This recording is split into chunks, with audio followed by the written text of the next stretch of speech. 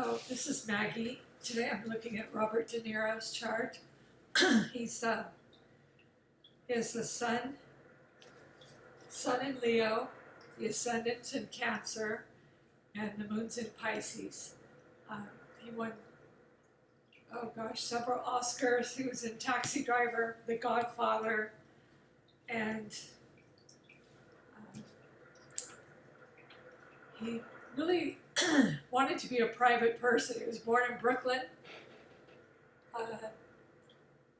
Tuesday, August 17th, 1943, in Brooklyn, New York. So he always wanted to act, I believe, or just be, he has a lot of water in his sign, so he's very good at character roles and fantasy and acting, but he's very private. He doesn't necessarily like interviews or photography. He likes to stick to his own hood and just kind of be left alone. Yet he loves to act. He has his ascendant is Cancer. It's a water sign, and in Leo, his second house of values and material things and money. He has quite a bit. He has the Sun, Jupiter, and Pluto all in Leo, which puts him on stage, and the North Node as well, all in Leo in the second house of material goods and money and what he values. What he values is acting and being on stage, and especially carrying out, he plays fantastic character roles. So he really, really gets into the part because he has, in the 12th house of Pisces, he has Saturn in Gemini, which is, Gemini is, the communicator, ruled by Mercury. So with Saturn there, it makes him almost like a lifetime student. I mean, he just really studied acting, probably from a kid, watching movies. And so he put his whole self into communicating all these images that he had in his head. He loved to, like The Godfather, for instance, he loved to, hang out and mimic the gangsters or the people in his neighborhood, and he was very, very good at it. So the Leo in the second house put him on stage. He values acting. Pluto makes him a very intense character. So the roles he played, he just really gets into them, like Taxi Cab, The Godfather. I'm trying to think of one more, Raging Bull. Maybe he really puts himself into the role. So this third house of communication, he has Mercury, which is the ruler of Gemini, and he has it in Virgo. So that's what he does for his work. He communicates, and he has Venus there. So he communicates beautifully. He loves his work. He loves portraying these characters. And, he does, I think probably work he loves, characters he loves, and movies he loves. He can pick and choose, and Mercury's exalted. Mercury's the ruler of Gemini. So he has it in the third house of Gemini, but it's in a work house, so he's using it for acting.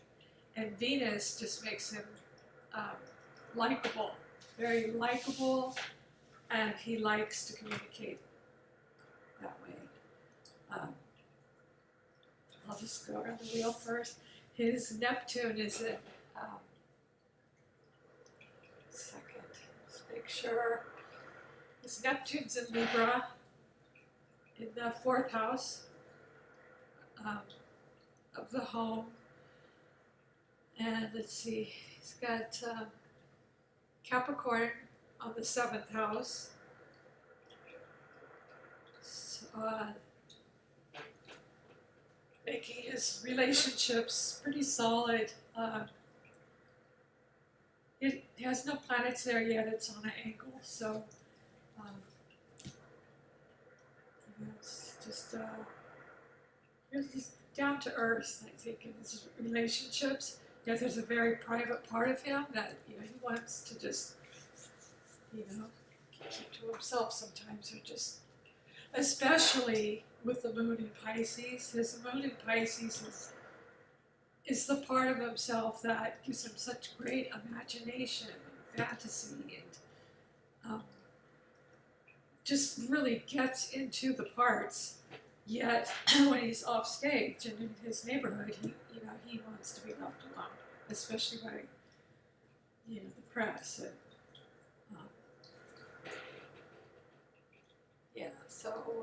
and he has that.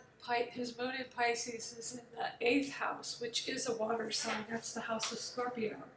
So he has a water sign there in the 8th house of Scorpio, which is a water sign. So that's the very private side of him. And it also makes him very imaginative. Pisces rules, Neptune, his Neptune, well, it's imaginative, and it's fantasy, and illusions, and music, and, acting, and, meditation, spirituality. So in the house of Scorpio, it gives him a very passionate, dynamic presence, and it's probably hard to separate himself from the role, because he is the role he's playing at that time. The 10th house, he has Aries. That's in the midheaven, the career sector. And so Aries is a fire sign, and it's ruled by Mars. So it's on an angle in the midheaven, so that makes his career very fiery, dynamic, and Martian, gives him a very strong will to succeed. And though you don't have planets there, still I would look to the 10th house for his MC, the midheaven. This has the MC actually in Pisces. It's 29 degrees Pisces, so it's actually in Pisces, so he is the role he plays. He's just all the way in. And Aries, it's on the cusp, and 29 degrees is supposed to be a critical degree. So being on the cusp of Aries, it just gives him the ambition and drive to succeed and to get ahead. Mars, he has in Taurus in the 11th house. The 11th house are friendships and humanity, and Venus rules Taurus. So, and it rules, Taurus is very prominent in the charts of a lot of musicians, so actors as well, because,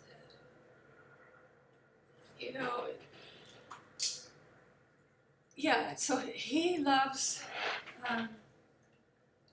imagination and just playing character roles. Mars gives him the strong will, ambition to succeed, and his friendships are probably pretty down to earth, and so Mars near his midheaven also helped him to succeed. And Saturn was the first one I looked at, and that's in his 12th house. It's an intercepted house, so on the sign it has Gemini and Cancer, but he has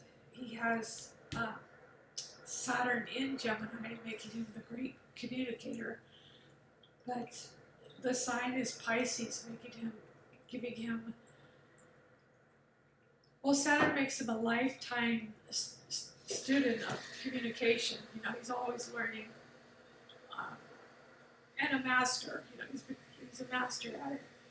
And Cancer just makes him very private, though, a very private person in some ways. So it's a mix, and it works out very well, very good with the acting. So he's got the Sun, Jupiter, Pluto, and the North Node all in Leo, which puts him on stage. He really values that. Made a ton of money that way. Won several Oscars. Still acting. I think he's done theater as well. Jupiter just gives him incredible good fortune when it comes to money, to things he values, and Pluto being there just gives an intensity to the whole dynamic of him on stage. His presence is very scorpionic in some of the roles he plays too. You know, the gangster roles, or the boxer, and the psycho taxi cab driver. And, yeah, I love those roles. And the North Node is there, so he's living out his destiny to be an entertainer of some sort. So that's all his fire in the second house of Leo. His air is Neptune, Saturn, and Uranus. So Neptune is in Libra, in the fourth house, the home. And Neptune rules illusion, and he has an opposition between Neptune and Saturn and Gemini. So yeah, he's very good at communicating illusion. You know, he probably gets so deep in the roles that he probably loses himself sometimes. You know, temporarily. So in the air, also he had, besides Neptune, he had Saturn and Uranus in Gemini, which gives him just very changeable. Uranus is very, very changeable, and it is the ruler of the 11th house. It rules Aquarius. I mean, it's the house of Aquarius. So it takes communication to a whole new level with his style of acting. And the opposition with Neptune and Libra just adds a stronger dynamic to his communicating through acting. So the other air, well, those were both those were both in the 11th house in Taurus. And he had Mars there, which gives him incredible ambition and drive. And Earth, he has Mars in Earth, which is fixed, stubborn Capricorn. So that just brought him some material wealth. Let's see, Earth, and he has Mercury, Venus, and Chiron. Chiron's an asteroid. Sorry about my voice. Mercury, Venus, and Chiron in Virgo, which is a work sign. Work, attention to the detail, perfectionism. You know, he's probably directed and produced and stars. It makes him a perfectionist at communication, and he really, really is. Chiron's an asteroid, so where does he have Chiron?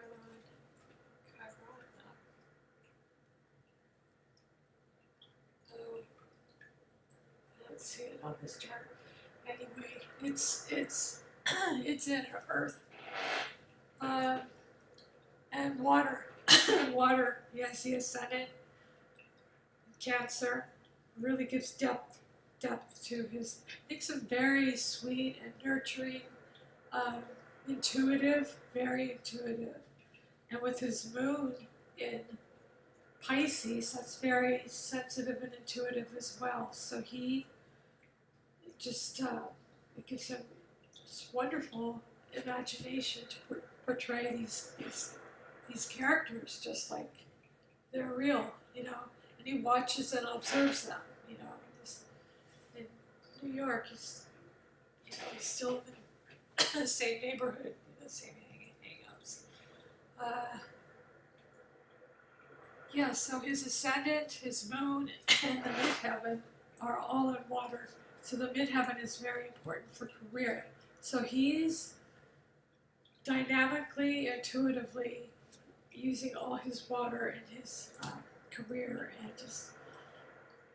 just very insensitive and intuitively playing these roles. I love a good character actor, and De Niro is just pretty awesome. So I will post his chart later. All right, thank you for listening. Bye.